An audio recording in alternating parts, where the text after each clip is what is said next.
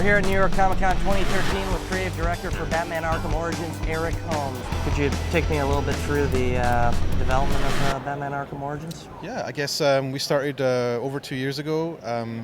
The studio at WBGM, we started with the core of what was there from Arkham City. So building on all the great mechanics, the great technology behind the scenes there, developed by Rocksteady, and we jumped ahead into the prequel space. So what we really wanted to do was tell a very important story for Batman, and so something that I hope stands shoulder to shoulder with those other games, and given how well they've been received and how passionate people are about them. So yeah, we have a bunch of new features. We have a really, what I think is an important new story, and we're so close to the launch. I'm really looking forward to what people are going to say about it. What strands from other Batman media have you taken from maybe the Batman Dark Knight movies, from Nolan, from Year One? There's so many manifestations of Batman these days. There's so many ways he's realized, but I think really the core inspiration for the Arkham series is the comic books. That's really where it draws from most strongly. There's clearly connections with the animated series, with some of the cast members carrying over, for example, but I think that the comic books are really the core, and probably the biggest inspiration for Origins is a comic book series called Legends of the Dark Knight. Mm-hmm. Now, that came out a little while ago, but the original version of that book, when it first turned up, was all about really formative stories for Batman, stuff where he would make mistakes, he would have to learn from those mistakes, he would have to grow as a character and overcome the challenges he faced, rather than being this incredibly competent machine we see him being later in his career, where he knows how hard to hit someone to the nearest decimal point. Well, our guy hasn't learned those lessons yet. He hasn't really figured out exactly who he is or how to do everything he has to do. And so the opportunity for that in terms of the drama is we get to tell an important story for Batman as he learns really important lessons about himself, about the relationship with Gotham, about the characters that he meets. So yeah, I guess that's something that we really tried to bring to Origin. What makes Black Mask the lead villain, the great lead villain for the series? Well, something that's really interesting for us, I think, was trying to find someone who represented that turning point. There's a term coined by our executive producer when we were talking about the setting, saying this game's kind of about the changing of the guard, right? Because in the early years of Batman's career, there is no crazy characters in costumes out there. There's the mob, there's organized crime, there's these families, the Falcones, the Maronis, there's conventional crime out there. And but later in Batman's career, he's fighting this recurring crew of more exotic metahumans. Arkham Asylum has to get open to deal with all these crazy people that are attracted to Gotham. So we're at this point where Black Mask really represents, he's got a foot in each world, right? Because he's a mobster. He has this giant criminal enterprise. He's not afflicted with mental problems in the way that some of these other, perhaps more brilliant, but kind of problematic characters that have the, like, for example, you look at the Riddler. He has to leave clues that will lead people to track him down at the end of every crime. In theory, you could get away with them if you didn't do that. But so the Black Mask really represents being in both of those worlds. He's a criminal. He's a mobster. He's a mob boss. But he's also got this one quirk, which is where he wears a mask and he forces all of his guys to wear these masks. So he's kind of that junction point between those two realities. I've long waited for this moment. With your death, I will find peace. Troy Baker, aka the Joker. So how did you go about preparing for this complex, difficult role? A lot of it, I think there's a 12-year-old kid in me that's been preparing this for his entire life, just waiting for the opportunity to. And fortunately, the guys at Warner Brothers and within Warner Brothers Montreal, they gave me the shot. So there's a kid that's celebrating along with a 38-year-old man. What cues are you taking from? Have you looked at previous Joker performances? Of course. And the Batman universe is something that's really near and dear to my heart. And again, to the nerd in me as well. So, and growing up, I used to race home to watch Batman the Animated Series 4:30 every afternoon. So, Mark Hamill is my Joker, and it's a benefit to me that that's obviously the version of this Joker that we're pointing to within the Arkham Asylum, the Arkham City game. So that's obviously something we want to make people feel like there's a through line within the characters in the story. What's his role in the story in regards to Batman? What's the relationship like? Well, as this is an origin story, we're going to see not only a more raw, less formed version of Batman, we're also going to see the same thing as the Joker. And people who know the Batman universe know that relationship is something that's very integral to the story. So we clearly wanted to show the origin of that story as well. So he's going to play a very significant role. Is there any pointing to his origin itself, or is it mostly just the relationship, the back and forth? It's more about the relationship, yeah. Obviously, we're going to see things that are going to be something fresh in perspective for Batman and Joker fans. So. What are you most excited about the game? About it coming out, man. This has been a long process, and I work on it for this much amount of time, and then you have 150 people at Warner Brothers Montreal that work on it for this much time. So to be able to celebrate in something that, again, the kid in me is rejoicing over, and to be a part of something you're going to geek out over later, that's the thing I'm most excited about. 8 assassins after your head. What are you going to do? I'm going to find Black Mask. Put an end to this.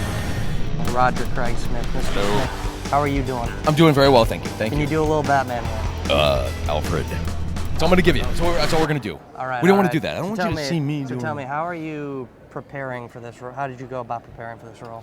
That's an interesting question. I as far as preparing, I really didn't want to over-prepare for this sort of thing, because most voiceover sessions, you get in and you've got a director and the creative people that are involved with the game that want to steer you in the direction they want this character to go. So Eric Holmes sent me a copy of Batman Year One to kind of give me sort of an idea of like the tonal area that we wanted to explore with this version of Batman.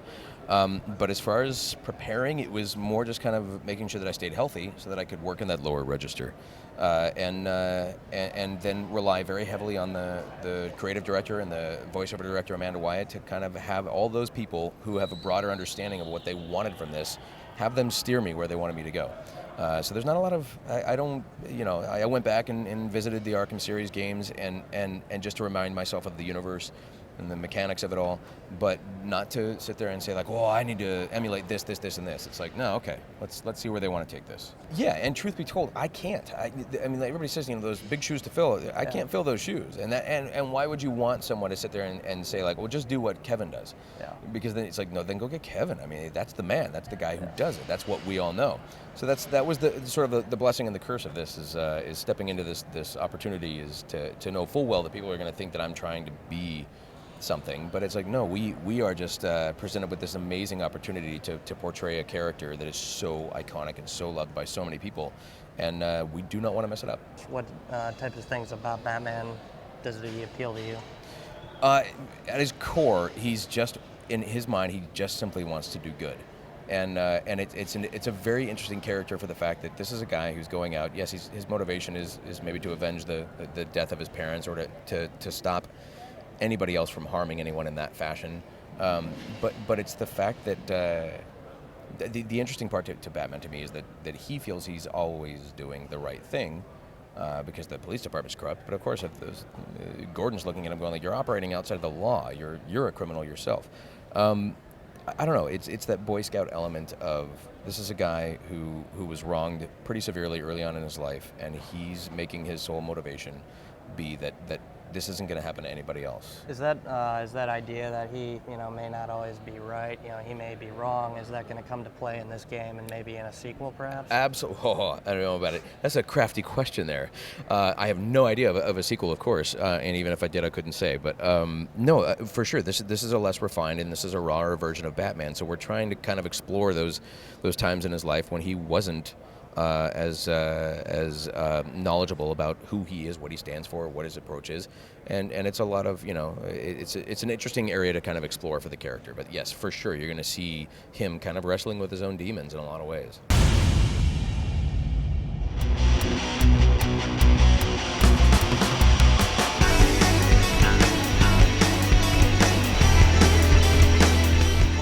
October 25th. Great date. Where I'll be standing in line in GameStop waiting for that game to come down. As will I.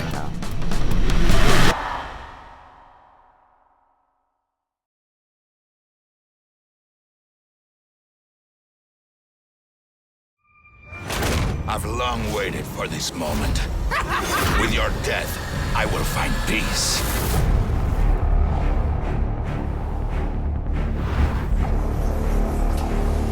Eight assassins after your head.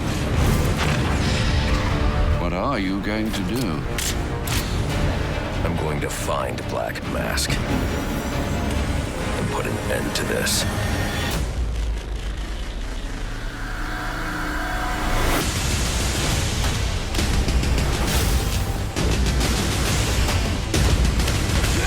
Kill him and I'll pay you whatever you want. Make him suffer and I'll double it. Scream for me! You're gonna love this. I present to you the death of the Batman.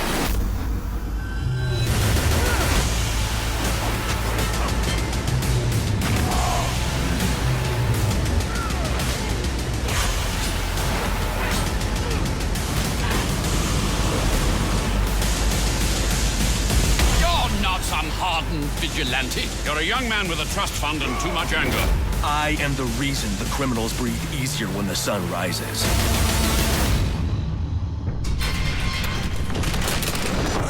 I'm on your side. My side? My side works within the law. We've earned Gotham's respect. If that were true, I wouldn't be here. Gordon, clear the line of fire! You've got nowhere to run.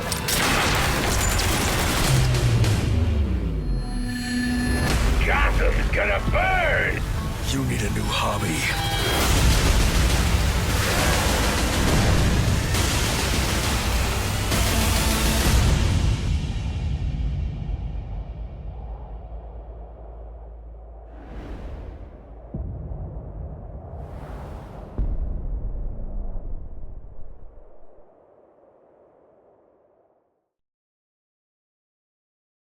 Do you know about Bestow Productions?